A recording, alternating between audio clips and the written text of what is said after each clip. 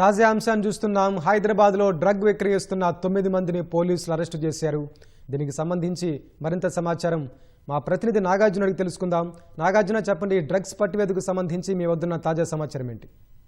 హైదరాబాద్ లో మరోసారి భారీగా డ్రగ్స్ పట్టుబడింది. హైదరాబాద్ నార్కోటిక్ ఎన్ఫోర్స్మెంట్ వింగ్ పోలీసులు జరిపినటువంటి ప్రత్యేక నిఘా పెట్టారు డ్రగ్స్ విక్రయదారులపై. ఇందులో విదేశీయులతో పాటుగా ఇక్కడ లోకల్ గా ఉన్నటువంటి డ్రగ్స్ సరఫరాదారులు కూడా పట్టుబడినట్టుగా తెలుస్తోంది. ఇందులో ఇద్దరిని డిపోర్టేషన్ చేయాలని భావిస్తున్నారు. 9 మంది డ్రగ్ విక్రయించే వాళ్ళు కాకుండా వీటిలో ఇద్దరిని అంతర్జాతీయ నుండి ఇతర వీసాల మీద హైదరాబాద్ వచ్చి ఇక్కడ స్థిరపడిపోయినటువంటి వాళ్ళందరూ కూడా అక్రమంగా ఇక్కడ ఉంటూ ఇలాంటి డ్రగ్స్ లాంటి కార్యకలాపాలు పాల్పడుతున్న మరో ఇద్దరిని కూడా ఇక్కడ నుంచి డిపోర్టేషన్ చేసేందుకు ప్రయత్నం చేస్తున్నారు. ఇందులో ముఖ్యంగా కొకైన్ విక్రయిస్తున్నటువంటి 9 మందిలో కొకైన్ విక్రయిస్తున్నటువంటి 6 ఉన్నారు. దాంతో పాటుగా మియామ్ అనేటువంటి ఒక డ్రగ్, అంటే నెఫిడ్రిన్ తో పాటుగా ఇంకొక డ్రగ్ సంబంధించినటువంటి 2 మిశ్రమం మియామ్ అనేటువంటి కొత్త డ్రగ్ గా రూపొందుతుంది. దీన్ని విక్రయిస్తున్నటువంటి మరో 3, మొత్తం 9 మంది నిందితుల్ని అరెస్ట్ చేశారు. దీంట్లో మరొక ఇద్దరు ఈ అసాంఘిక కార్యకలాపాలు పాల్పడుతున్నారు. మరొక ఇద్దరిని డిపోర్టేషన్ చేసేందుకు సిద్ధమయ్యారు. వీరి నుంచి 286 గ్రాముల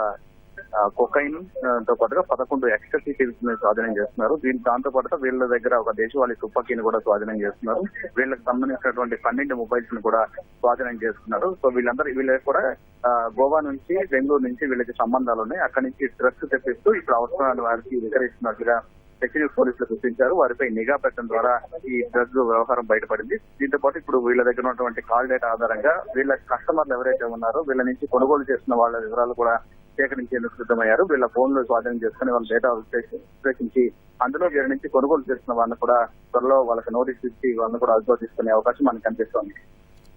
ధన్యవాదాలు నాగార్జున.